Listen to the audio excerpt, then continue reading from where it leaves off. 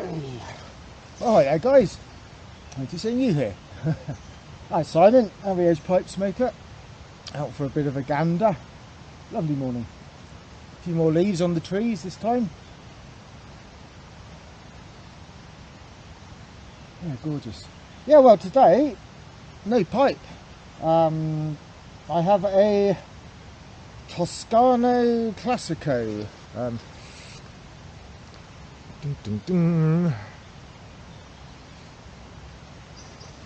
They're Italian, obviously, I believe, and they're 100% Kentucky. I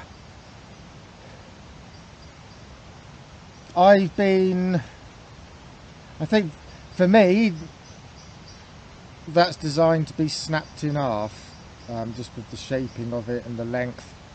I have tried cutting it in half with really sharp knives, even with a razor blade, you know, like an old double-sided, with varying degrees of success actually. They're quite a dry cigar compared to something from the humidor, I guess, and also there appears to be on the conventional cigar, obviously you've got your filler, and then you've got, what is it, you've got your binder, and then you've got your wrapper. This doesn't. It has the filler and then a wrapper, so it's very easy to crumble it, and the whole thing loses its structural integrity.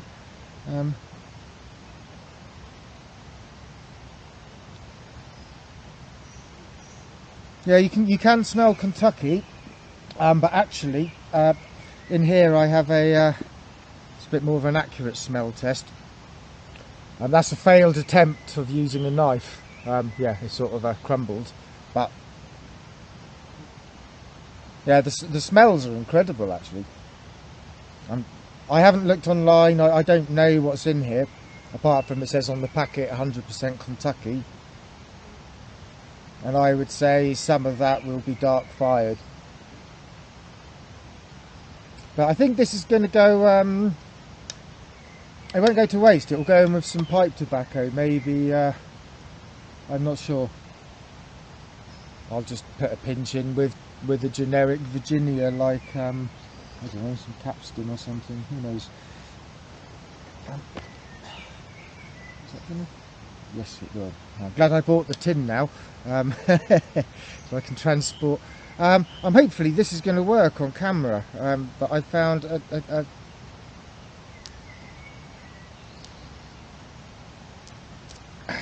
yeah, I was going to say a quick efficient break, but it put up a bit of a battle, but it's got its integrity still, so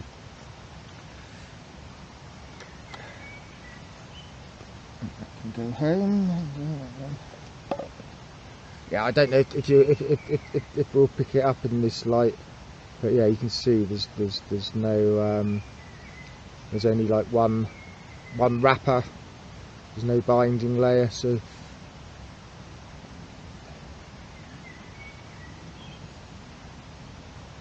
and these are really cheap. I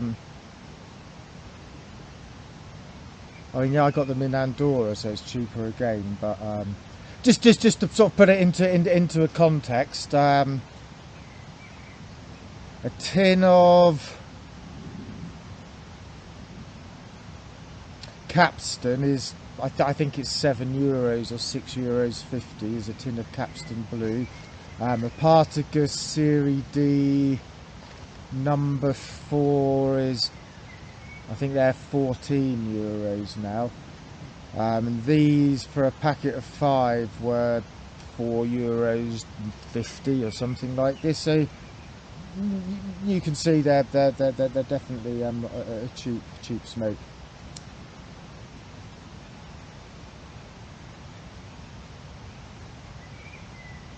They trimmed the end up a bit nicer, but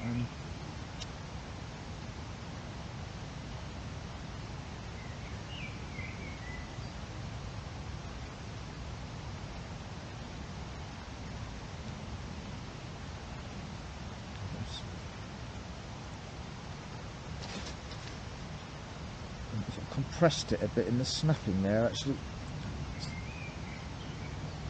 brought any knives or tools or anything. It's Bear Grylls style today.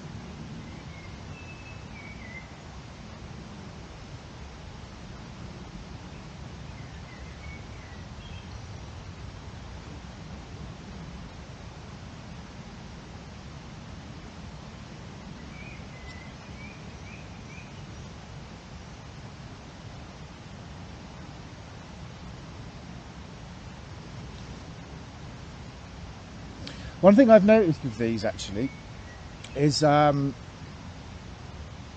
because they're kind of quite a dry cigar, and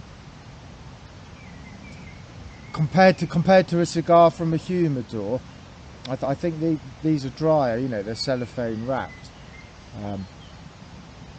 My friend in the UK's had them as well from a different supplier to me, and you know, he says the same. So it's not a case of these ones have been sitting on the shelf for donkey's years or anything.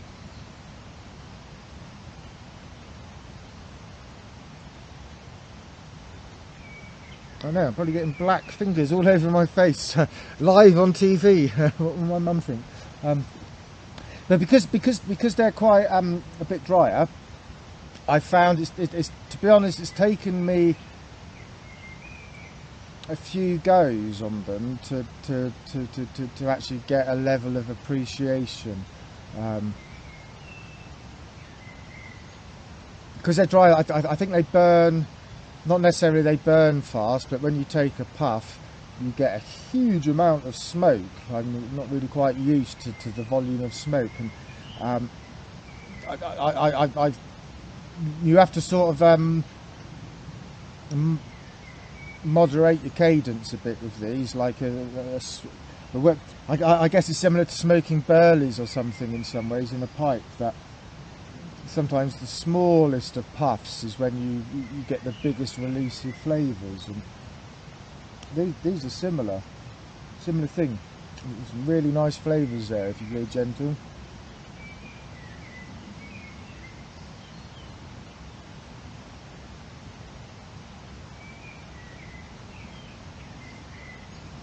The actual aroma of the broken up tobacco, if you go gentle, it does translate quite nicely actually. So it's quite woody and quite earthy. Nowhere near as refined as like a Cuban woody earthy, but I'm finding some similarities in the notes there. I'm really inexperienced cigar smoker, but a few people have said try these, and yeah, I just grabbed a pack of the Classico ones, and there's another couple there. I can't remember what the differences were. They're all 100% Kentucky though, but for the price I would definitely buy more, that's for sure.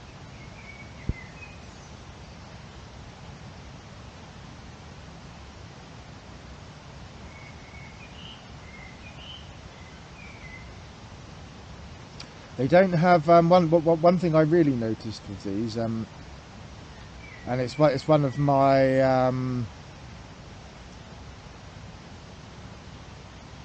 how shall we say this?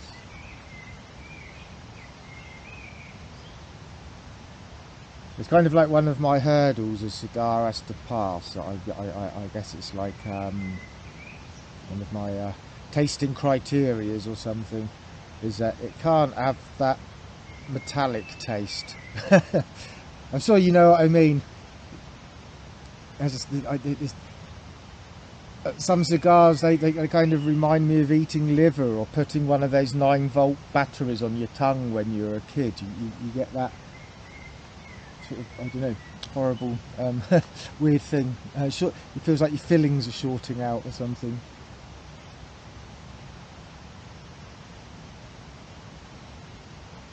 But I find that's in most cheap cigars, that seems to have not been in these. So,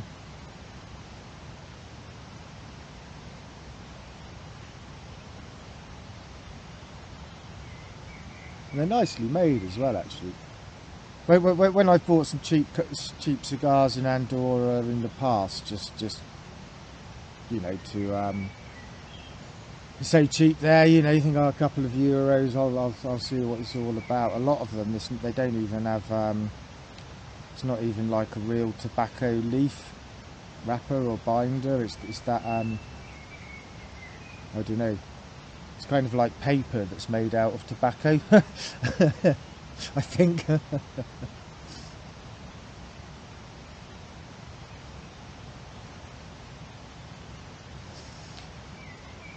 On the very cheap ones I've seen, that's obvious on the outside. It's wrapped like a cigar, but it isn't a tobacco leaf. It's, yeah, maybe it's you know, kind of like reconstituted tobacco dust in a paper form. I've no idea. And then some of the other ones, they've had a real leaf wrapper, but the binder under it's been this weird composite.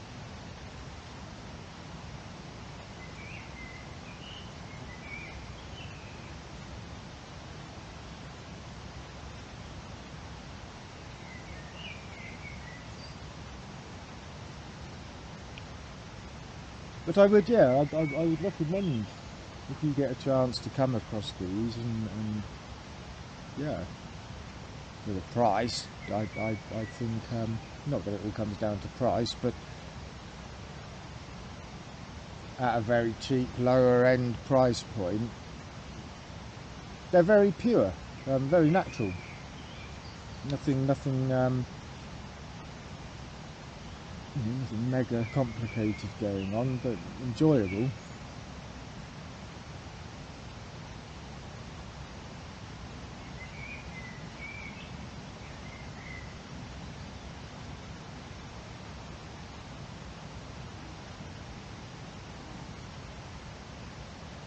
Not really the perfect smoke for, it's quite a hot sunny day, believe it or not. I just happened to be in the shade in this little clearing.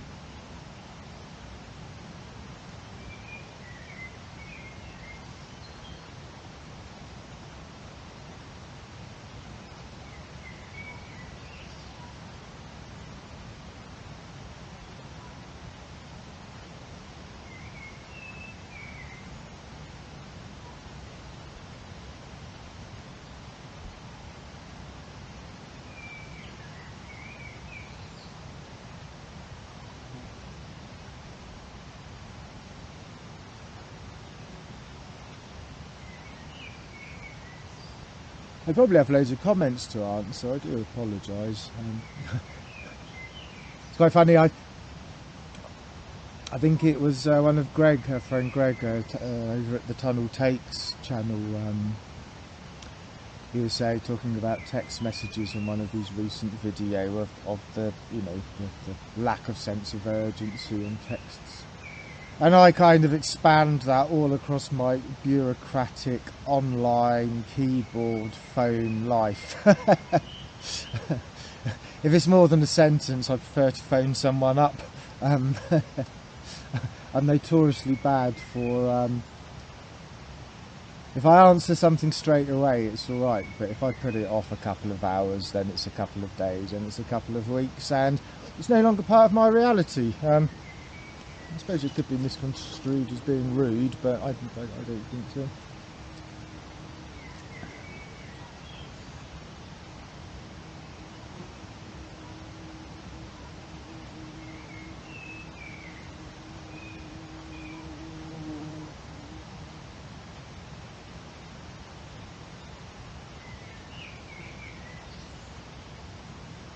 Yeah, I've got some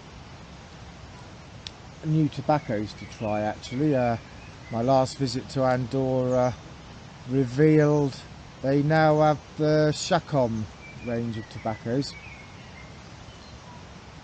Chacom obviously being one of the old French pipe manufacturers. And it's, yeah, I'm going to send, hopefully I'll remember to send out an email, and just to totally contradict what my previous statement, but yeah, because it's, the tobacco itself appears to be made by Collaus and Cop, but looking on the tobacco reviews, it says, what's his name, Jeremy Wentworth, is it? I think the blender at Cornell and Deal is the blender, and I'm like, oh, it's kind of quite a French tobacco blended by an American, produced by a German company. I don't know. There's some story there, but I'll yeah. I'll try to get to the bottom of that. Not that it bothers me in the slightest, to be honest. I'll either like it or not like it. But just for the sake of clarity, and it is a tobacco-related channel, I guess.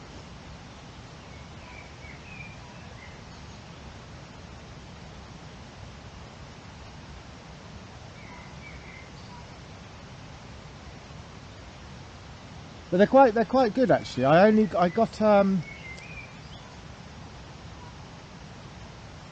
got 3 different kinds because the other 3 they do are more down the aromatic avenue, and for some reason I didn't get one, and I got back and sort of kicked myself because I sort of quite fancied something a bit aromatic-y that night. But oh well. But yeah, there's yeah, one's like a Balcony English, it's a bit of Oriental. One is like. Continuity over there. The battery died. Where was I? Yeah, well, yeah. One was a Balcony English, one was an English, and one is a Virginia Perique Flake, actually, which is kind of growing on me. But yeah, I'll do some updates on them. The old second-hand pipe market's a bit slow at the moment, as in it's getting quite hard to source anything at the moment. I don't know if it's just a temporary lull, but I haven't been putting too much I haven't been putting too much effort in. You know, you can only spend so long on the internet looking for stuff to buy.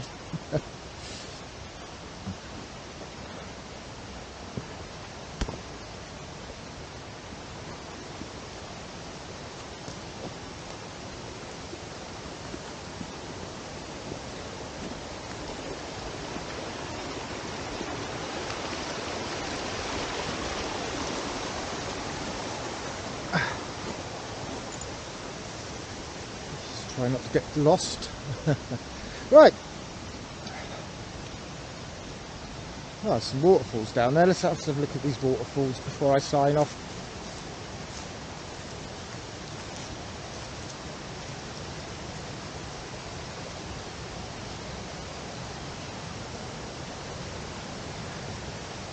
I find these cigars, let me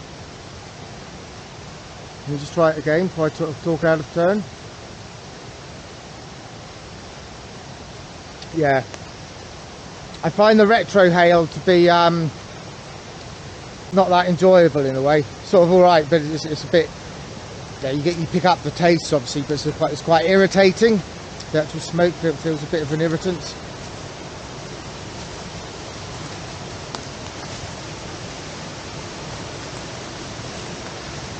But I guess that's a kind of side byproduct of being a natural tobacco, just not doused in sugars and tamed.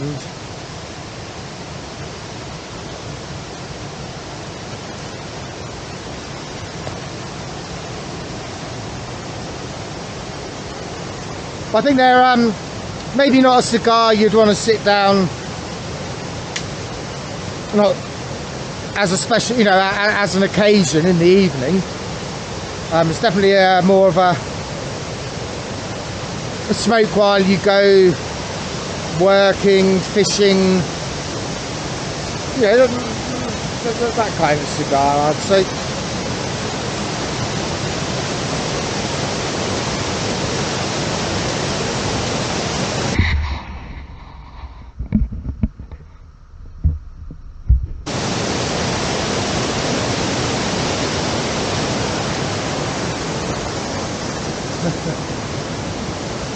The big reveal.